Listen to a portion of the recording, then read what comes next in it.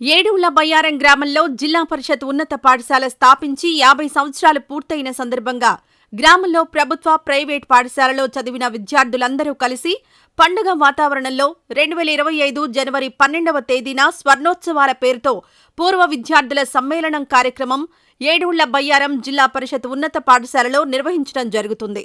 ఈ కార్యక్రమాల్లో భాగంగా ఒకరోజు ముందుగా అనగా 11వ తేదీ సాయంత్రం 4 గంటలకు 3K రన్ నిర్వహించడం జరుగుతుంది.